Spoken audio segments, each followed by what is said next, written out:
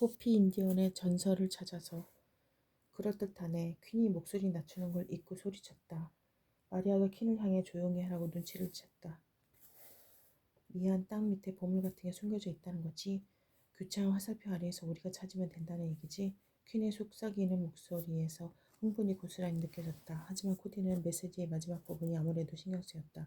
도저히 보물처럼 보이지 않았기 때문이다. 안에 원이 들어있는 다이아몬드 모양 무슨 의미야? 그건 영혼을 나타내. 마리아가 눈을 가늘게 뜨고 대답했다. 그럼 마지막에 뒤집혀 있는 사람은? 코디는 다시 물었다. 이건 뻔하지 않아? 죽은 사람을 나타내는 기호야. 마리아가 대답했다. 미카가 숨을 크게 들이마셨다. 땅에 묻힌 시체를 찾는 보물찾기라면 난 가지 않겠어. 아이들은 다들 말을 잃었다. 잠시 후 마리아가 하품을 하더니 말했다. 지금은 일단 좀 자자. 내일 고민해보자고. 마리아는 침낭 속으로 기어들어갔다. 그래, 내일 또 다른 메시지가 올지도 모르지. 퀸이 속삭이고는 커튼을 쳤다. 아니, 메시지는 그만 왔으면 좋겠어. 지금까지 온 것만으로도 충분히 무서우니까. 코디는 침낭 속으로 파고든 다음 메시지를 읽기 위해 노력하며 잠을 청했다. 다음날 아침 지난밤 받은 문자 메시지 얘기를 꺼내는 사람은 아무도 없었다. 코디는 처음에는 밤새 다들 잊은 건가 싶었지만 마리아의 부모님이 아침을 만들고 청소를 하느라 주변을 계속 맴돌아서 아무도 그 얘기를 꺼내고 싶어 하지 않는다는 걸 깨달았다. 안 그래도 오늘 계획된 일이 많은데 암호를 풀 시간이 있을까? 코디는 당분간은 아예 메시지 생각을 잊어보기로 했다. 마리아 말처럼 오빠들 중 하나가 장난을 치기 위해 보낸 걸 수도 있었기 때문이다. 달걀 볶음과 살사 소스를 곁들인 소시지, 신선한 오렌지 주스로 아침을 먹은 아이들은 하루를 시작할 준비를 했다. 첫 번째 매사로 갈 거란다. 우리 조상들이 대대로 살아온 곳이지. 차로 2시간 정도 걸리니까 편히들 쉬고 있으렴. 마리아의 엄마가 말했다. 매사가 뭐예요? 미카가 물었다. 높은 절벽 산 위에 있는 평평한 땅을 메사라고 해. 호피족은 메사 위에 마을을 이루어 살고 있단다. 시동이 걸리고 차는 애리조나주의 동부부 나바호와 호피 인디언 보호구역을 향해 달리기 시작했다. 보호구역은 어떤 곳이에요? 미카가 물었다. 마리아의 엄마가 아이들이 잘 들을 수 있도록 의자를 돌려 앉혀서 설명을 시작했다. 호피구역은 6,000제곱킬로미터 정도 되는 나바호 보호구역 가운데에 있단다.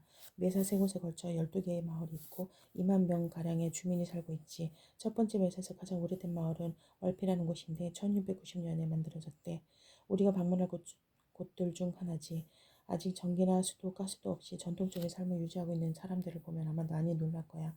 그럼 텔레비전도 없고 컴퓨터도 없고 휴대전화도 없다고요? 루크가 물었다. 마리아의 엄마가 고개를 끄덕였다. 첫 번째 메사의 마을들은 몇 세기가 지나도록 변한 게 없이 그대로야. 하지만 보호구역 중에서도 다른 지역으로 가면 현대적인 편의시설이 갖추어진 곳도 있단다. 우리가 가는 마을은 살기 편한 곳들과 엄청 멀리 떨어져 있기는 하지만 호피족에겐 이곳이 우주의 중심이야. 사람들은 여전히 오래된 관습과 종교의식을 따르고 민속춤을 추지. 특별한 날에는 전통 복장을 하고 여자아이들은 양쪽으로 머리를 따와서 말아 올려. 마치 나비 주둥이처럼 말이야. 영화 스타워즈에 나오는 레아 공주와도 비슷해. 마리아한테도 몇 번 해준 적 있는데 물론 마리아가 허락할 경우의 얘기지만 저도 그 머리 해보고 싶어요. 코디가 말했다. 그리고 레아 공주처럼 꾸민 마리아의 모습을 상상해 보았다. 나도 하고 싶은데 내 머리는 너무 짧아. 미카가 이렇게 말하고는 물었다. 종교 의식에도 참여할 수 있나요? 보통 외부인의 이름 공개되지 않지만 이번엔 특별한 의식에 참여할 수 있을지도 모르겠구나. 음식은 뭘 먹나요? 루크가 물었다. 대부분 농사를 짓기 때문에 옥수수, 콩, 호박 등을 먹어. 칠면조도 키우고 과일이나 견과류도 먹지. 그래 가끔은 사슴이나 영양 사냥도 해. 믿기 힘들겠지만 기르는 옥수수 종류만 24가지나 된다고 해. 보호구역 안에 있는 음식점에서 점심을 먹을 계획이니까 거기서 유명한 음식을 먹어볼 수 있을 거야. 마리아의 엄마가 대답했다. 재밌겠네요.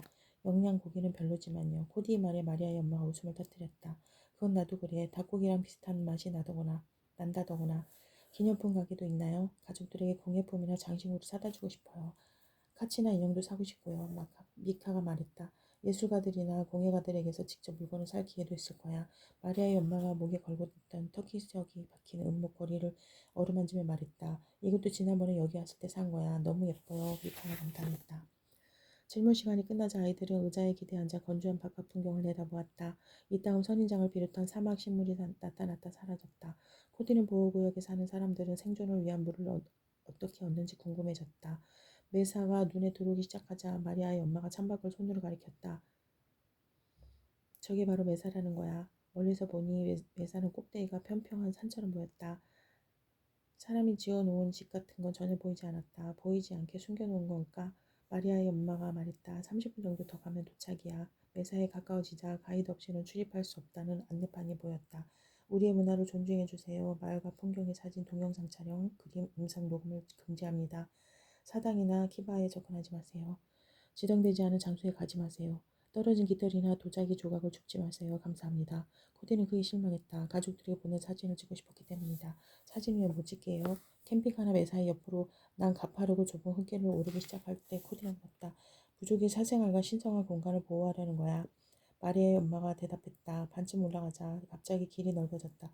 자동차는 여기까지야. 나머지는 걸어서 올라가야 해. 다들 운동화 챙겨왔지? 마리아의 아빠가 물었다. 아이들은 배낭을 꺼내 물병, 호두 점퍼, 휴대전화를 꺼내고 등산화를 신었다. 그리고 나서 마리아 부모님을 따라 경사를 오르기 시작했다. 밖은 꽤나 선선했지만 20분 정도 걷다 보니 땀도 나고 숨도 찼다. 코디는 가쁜 숨을 고르면서 놀랍도록 멋진 풍경을 둘러보았다. 정말로 3, 4층 높이의 건물들이 매사이 양쪽 가장자리에 줄지어 서 있었다.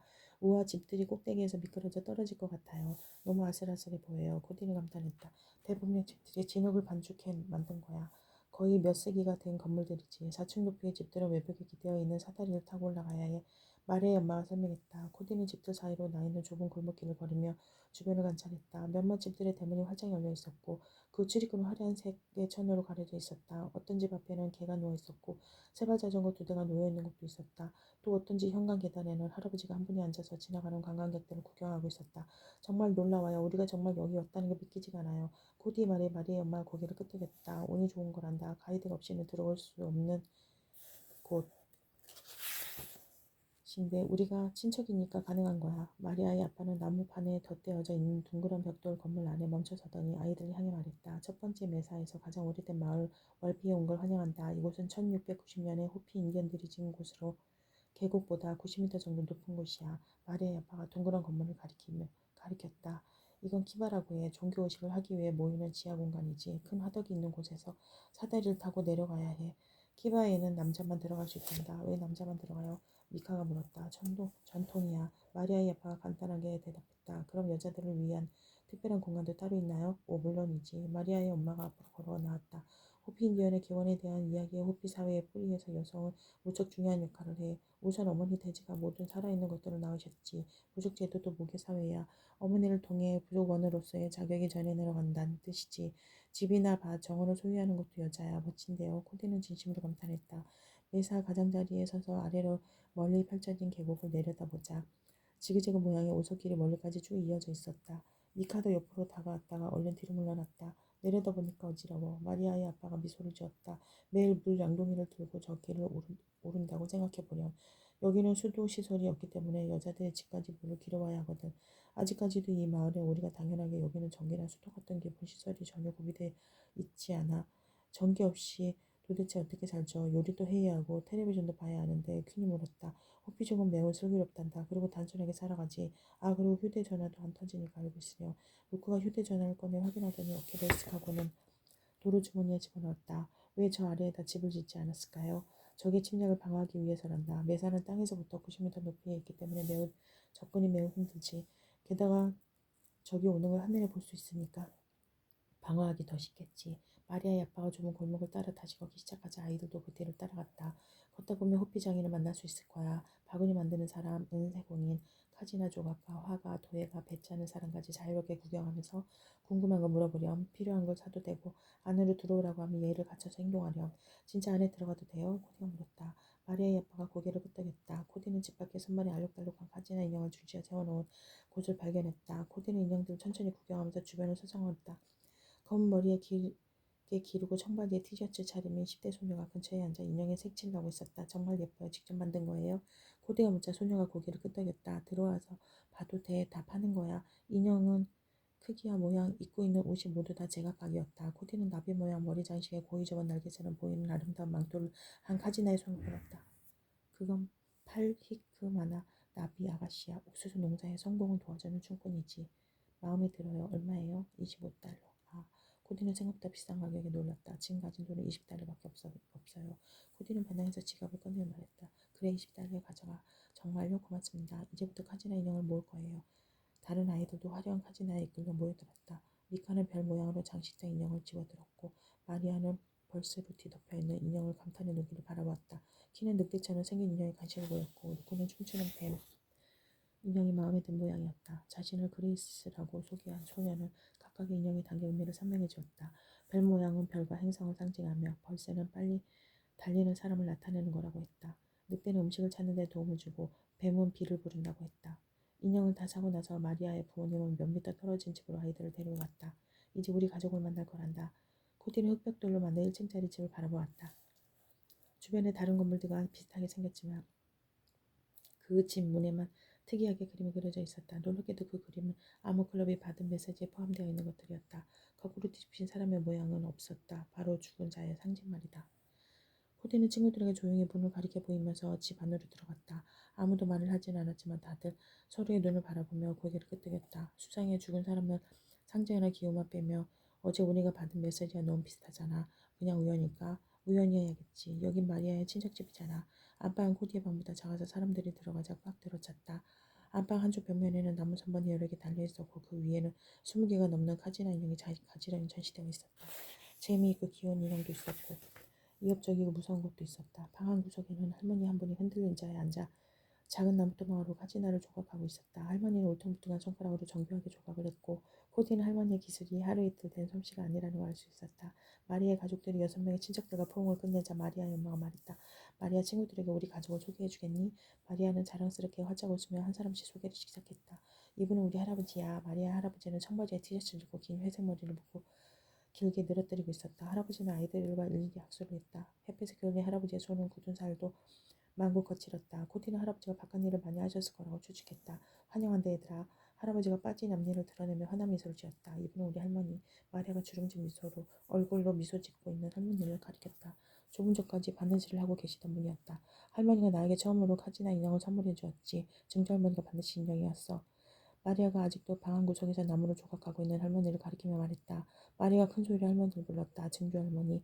할머니가 그제야 하던 일을 멈추고 고개를 들었다. 하지만 시선이 정확히 어디를 향하고 있는 건지 알아보기가 힘들었다. 할머니는 고개를 끄덕하고는 코디는 알아들을 수 없는 호피족의 언어로 무어라 말을 하시더니 다시 조각을 하기 시작했다. 우리 증조할머니는 앞이 거의 안 보이시어 잘 듣지도 못하시고 그런데도 카지나 인형은 아주 완벽하게 만드시지 정말 놀라워. 마리아가 설명했다. 코디는 증조할머니의 재능이 경이롭게 느껴졌다. 보이지도 않는데 어떻게 세세한 작은 부분까지 다 만드실까 그냥 느낌으로. 코디는 할머니가 점자를 알고 계실지 궁금했다. 암호 해독을 하면서 배운 점자로 할머니와 의사소통을 할 수 있을지 않을까.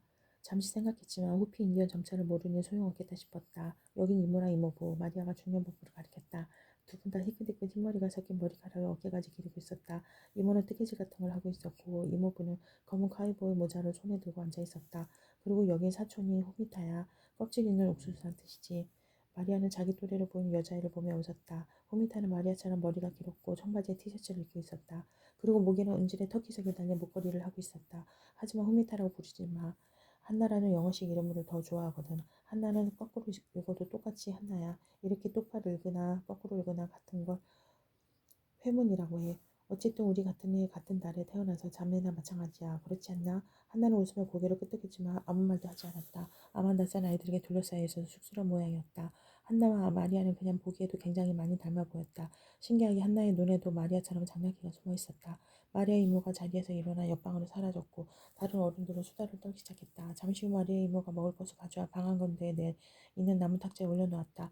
마리아의 엄마는 아이들에게 파랑, 노랑, 빨강 세 가지 색깔의 토르티아를 다 먹어보라고 권했다. 코디가 먹어보니 하나같이 다 맛있고 달콤했다. 상황에 따라서 다른 색의 토르티아를 먹어 특히 파란 옥수수는 신선하다고 여기저서 그 씨앗이 대대로 전해 내려오고 있어 마리아에게 설명했다. 어른들이 호피 인디언 언어를 대화를 하는 사이 아이들은 간식을 먹으며 대화를 나눴다. 어느새 떠날 시간이 되었다. 마리아 가족들은 다시 서로 포옹하며 작별 인사를 나누었다.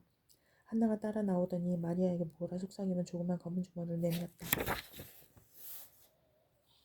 그렇게 친척집을 나온 마리아 부모님과 아모클럽 아이들은 다시 좁은 골목길을 걷기 시작했다. 매사에서 캠핑카로 돌아오는 길에 아모클럽 아이들은 궁금한 게 너무 많았다. 저 집에서 다 같이 사는 거예요?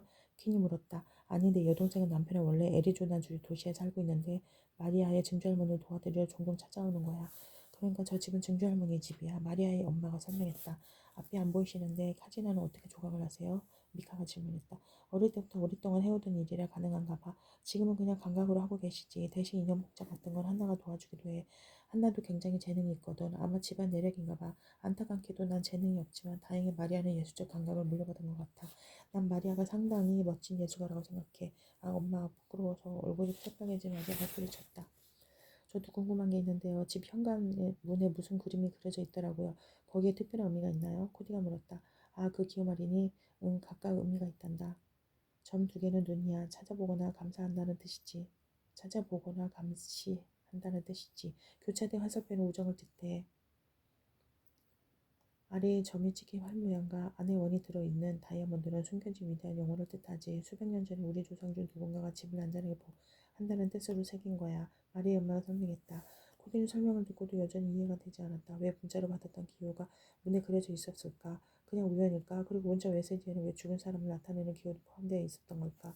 캠핑카는 호피 문화 센터에 멈춰섰다. 이곳에서는 전통 호피 인디언식 식사를 할 수 있고 작은 박물관에도 들릴 수 있으며 공예품 가게에서 쇼핑도 할 수 있었다. 음식점에는 칠리와 쇠고기 콩이 들어간 칠리 옴가바, 흰 옥수수와 양고기를 넣은 스테인 누코이비, 그리고 빨간 칠리콩과 쇠고기, 간 치즈, 양상추, 토마토가 들어있는 호피 타코가 있었다. 모든 메뉴에는 파란 옥수수로 만든 튀김빵이 곁들여져 있다. 칠리가 좋아하는 루코를 빼고 나머지 아이들은 모두 타코를 선택했다. 점심을 먹고 난 아이들은 박물관을 구경했다. 코디는 매사에서 가진 돈을 다 쓰지 않은 게 다행이라고 생각했다. 여자아이들끼리 남은 여행 동안 함께 차고 있을 구슬 팔찌를 샀기 때문이다. 남자아이들은 똑바로 들거나 뒤집으면 빗소리가 나는 레인스틱이란 악기를 샀다. 코드토코 안무에 대해 알려주는 작은 책자도 다들 하나씩 샀다. 마리아의 아빠가 시계를 톡톡 두드리며 말했다. 이제 돌아갈 시간이야. 내일은 호피 인디언의 기념식을 보러 다시 올 거란다. 호피 인디언의 기념식이라고? 코디는 너무 궁금해서 빨리 내일이었으면 좋겠다고 생각했다. 새도 나의 캠핑장에 도착하니 늦은 오후가 되어 있었다.